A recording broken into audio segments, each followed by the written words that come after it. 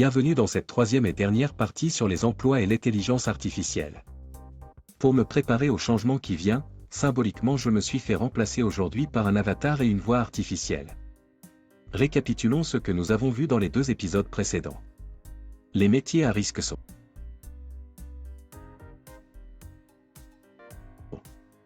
les métiers conseillés car moins risqués sont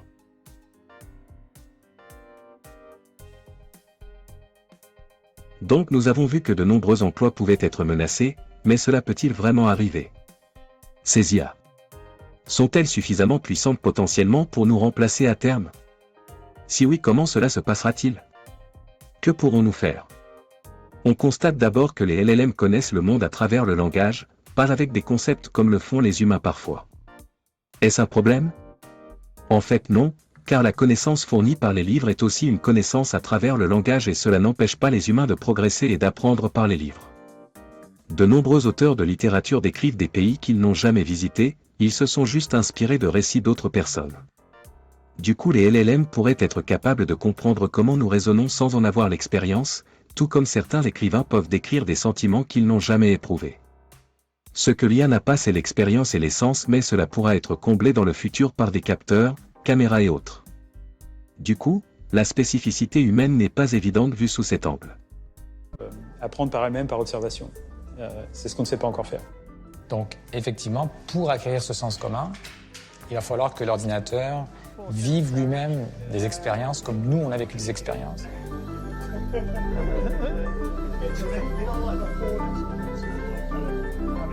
On peut se demander alors si l'activité de création artistique est uniquement humaine ou au contraire, elle pourrait être l'apanage des machines? Pour répondre à cette question nous pourrions dire que l'auteur Italo Calvino voyait la littérature comme un art de la combinatoire qui permet d'agencer des mots harmonieusement. C'est la même chose avec la musique et avec les notes. Ainsi, il n'y a pas d'opposition théorique à ce que les machines puissent produire de la littérature ou de la musique de qualité et par extension nous pourrions imaginer que pour d'autres compétences artistiques ce soit pareil. D'autant que parfois en IA des propriétés étonnantes et incompréhensibles émergent sans explication connue. Par exemple, GPT-3 a montré que les modèles de langage pouvaient multiplier avec succès des nombres à 2 chiffres, même s'ils n'étaient pas explicitement formés pour le faire. Autre exemple expliqué par Sundar Pichai, le directeur général de Google, dans un documentaire de 60 minutes CBS daté du 16 avril. Parmi les questions relatives à l'IA dont nous avons parlé, la plus mystérieuse est celle des propriétés émergentes. Certains systèmes d'IA s'enseignent à eux-mêmes des compétences qu'ils n'étaient pas censés posséder. La manière dont cela se produit n'est pas bien comprise. Par exemple, un programme d'IA de Google s'est adapté de lui-même après avoir été invité à parler la langue du Bangladesh, qu'il n'avait pas été formé à connaître. Nous avons découvert qu'avec très peu d'instructions en bengali, il peut maintenant traduire tout le bengali. Tout d'un coup, nous nous sommes lancés dans un effort de recherche, pour essayer d'atteindre 1 millier de langues. Il y a un aspect que nous appelons, tous ceux qui travaillent dans ce domaine l'appellent la boîte noire. Vous savez, vous ne comprenez pas tout. Et vous ne pouvez pas dire pourquoi il a dit ceci, ou pourquoi il s'est trompé. Nous avons quelques idées et notre capacité à comprendre s'améliore avec le temps. Mais c'est là que se situe l'état de l'art. Vous ne comprenez pas tout à fait comment cela fonctionne. Et pourtant, vous l'avez lâché dans la société? Oui, permettez-moi de l'exprimer ainsi.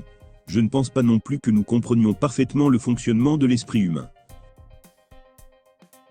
Cependant, cette capacité ne s'est produite que pour les modèles comportant un certain nombre de paramètres et formés sur un corpus de données suffisamment volumineux. C'est un concept connu sous le nom d'émergence, et popularisé par l'essai de 1972, Plus et différent, du lauréat du prix Nobel Philip Anderson. Surtout, l'augmentation soudaine des performances n'est pas prévisible en extrapolant à partir des performances de modèles plus petits. Ceci veut donc dire que l'on ne peut prédire l'évolution de l'intelligence artificielle et qu'un petit changement d'échelle dans le nombre de paramètres peut tout changer. Alors peut-on être remplacé par des intelligences artificielles à l'avenir? L'idée d'un remplacement du travail de l'homme n'est pas nouvelle, l'automate en bois d'Albert le Grand, un savant du XIIIe siècle, avait la vocation de répondre à tous les ordres. La légende dit qu'il fut détruit par un autre frère, qui aurait pris peur. Le remplacement du travail est discuté par Aristote. Si chaque instrument était capable, sur une simple injonction, ou même pressentant ce qu'on va lui demander, d'accomplir le travail qui lui est propre, comme on le raconte des statues de Dédale ou des trépieds d'Héphaïsto, si, de la même manière, les navettes tissaient d'elles-mêmes, et les plectres pinçaient tout seuls la cithare, alors ni les chefs d'artisans n'auraient besoin d'ouvriers, ni les maîtres d'esclaves. Donc les robots sont la seule manière de casser les liens de dépendance et de violence apportés par le travail. Que penser de tout cela? L'homme risque fort d'être privé de ses capacités créatives et de son travail, et dans ce cas que restera-t-il d'humain chez nous? Tout d'abord, il est important de rappeler que les intelligences artificielles sont une création humaine et donc doivent être considérées comme une extension de notre humanité. Mais cela ne nous console peut-être pas. Selon Freud, le développement des sciences a infligé des blessures narcissiques successives à l'homme. Première blessure, la Terre n'est pas au centre de l'univers. Deuxième blessure, l'homme est un animal comme un autre puisqu'il est le fruit de l'évolution. Troisième blessure, la découverte de l'inconscient montre que l'homme n'est pas maître de ses décisions. L'intelligence artificielle peut remplacer l'homme et faire mieux que lui à terme, serait donc dans ce cadre la quatrième blessure. Si l'homme est un animal comme un autre, et que l'intelligence artificielle est une création humaine, donc une extension de notre puissance intellectuelle, pourquoi ne pas l'admettre au lieu, comme certains, de paniquer? Cette peur n'est pas nouvelle. En 1947, Georges Bernanos a publié « La France contre les robots », un recueil de différents textes formant une violente critique de la société industrielle. Il estime que le machinisme limite la liberté des hommes, et perturbe jusqu'à leur mode de pensée. Pour lui, la civilisation française est incompatible avec une certaine idolâtrie anglo-saxonne pour le monde de la technique. Justement, c'est finalement l'approche transhumaniste auquel pensent Elon Musk et un certain nombre de personnages de la Silicon Valley. Il s'agit d'une approche culturelle et intellectuelle prônant l'usage des sciences et des techniques afin d'améliorer la condition humaine, notamment par l'augmentation des capacités physiques et mentales des êtres humains. Musk finalise son implant Neuralink qui augmentera les capacités de l'homme.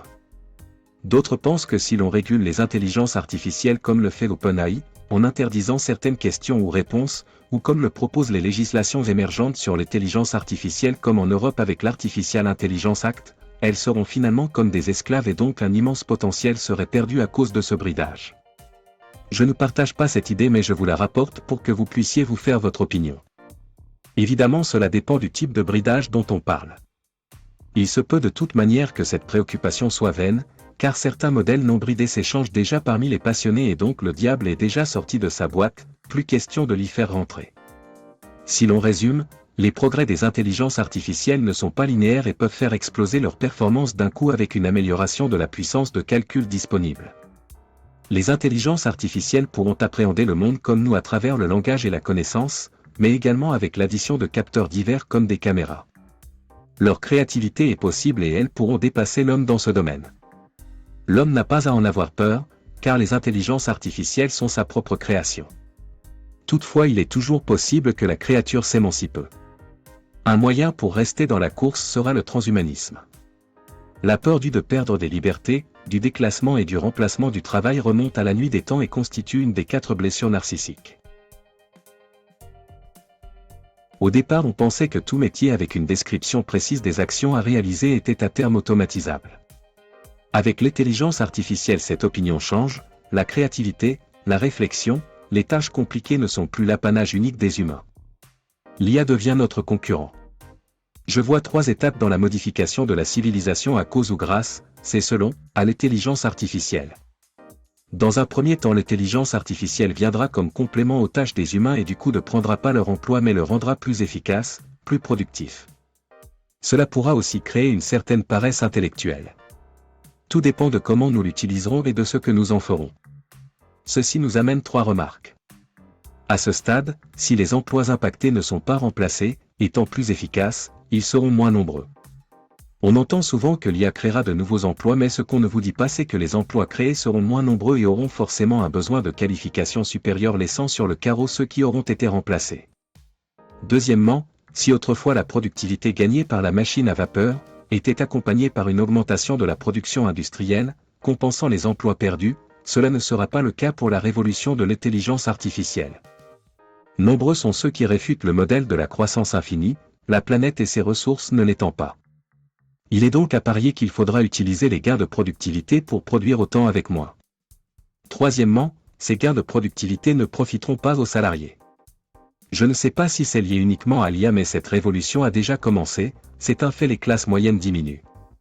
Dans cette première étape, ceux qui vont souffrir le plus sont les métiers de col blanc, les petits cadres qui n'apportent pas un avantage concurrentiel et productif important.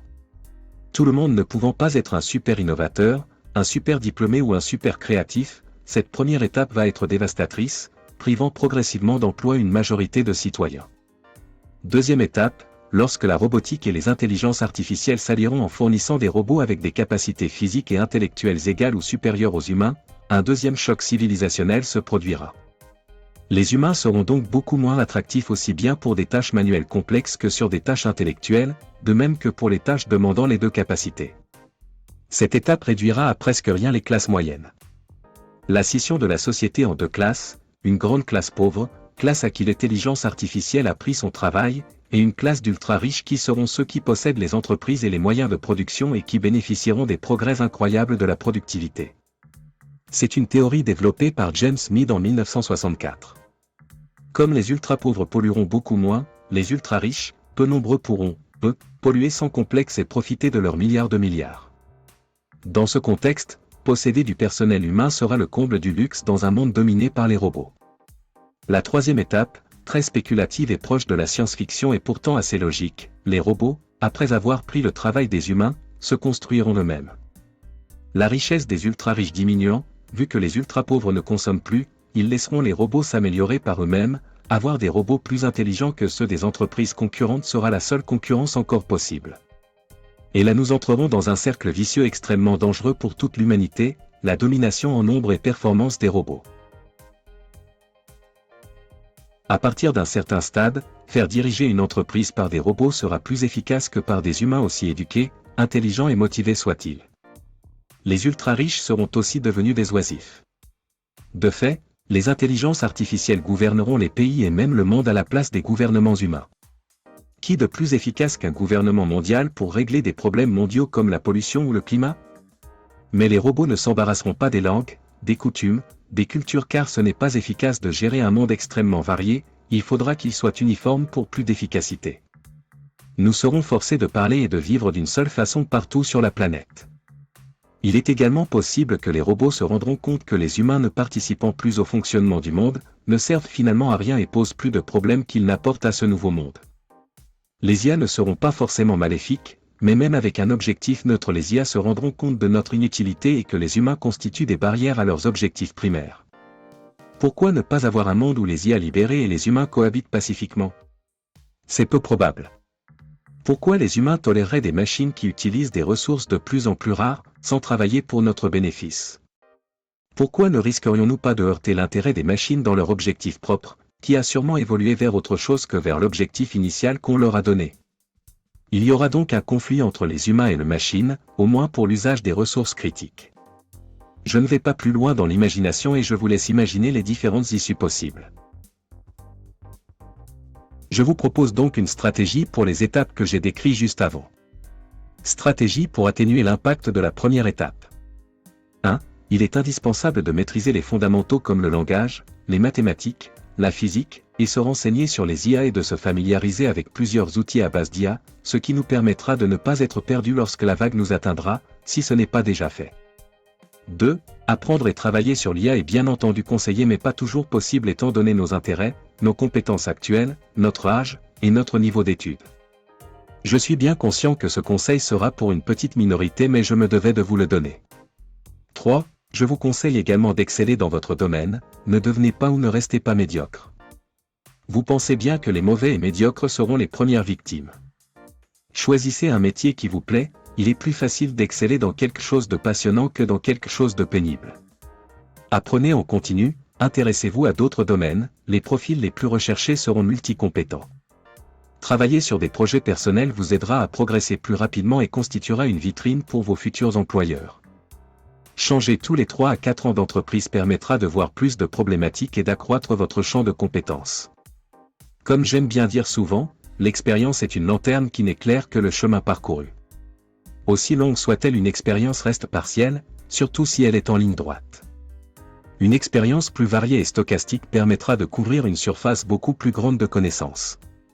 Si ce n'est pas possible, il faut bouger latéralement, la pire situation étant de faire exactement la même chose dans la même entreprise pendant des années.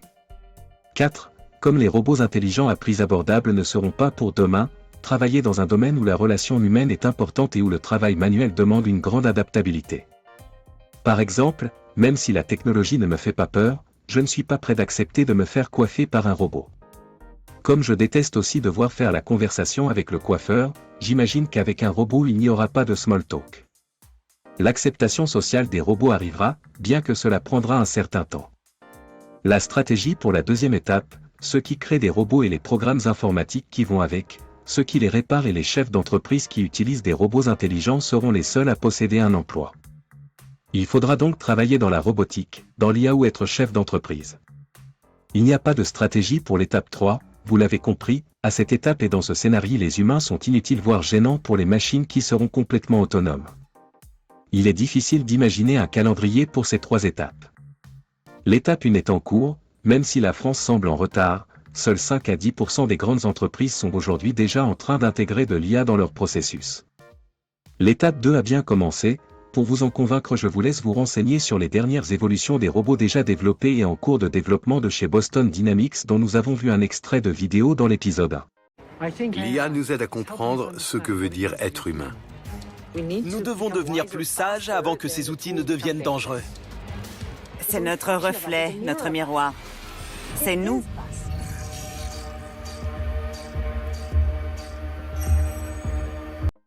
Je ne peux pas garantir que l'étape 3 aura lieu mais comme déjà dit, elle me paraît logique. Certains prophètes de l'IA pensent déjà à cet avenir. Dans cette interview, Sam Altman au MIT 2023 pense déjà à la fin de l'étape 2, un monde où plus personne ne travaille sauf quelques dirigeants d'entreprise.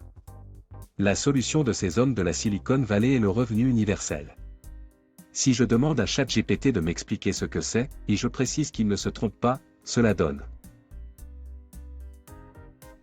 Le revenu universel est une idée qui préconise de fournir à chaque individu un revenu de base régulier, indépendamment de sa situation financière ou de son emploi, dans le but de garantir une sécurité économique de base et de promouvoir la liberté de choix individuel.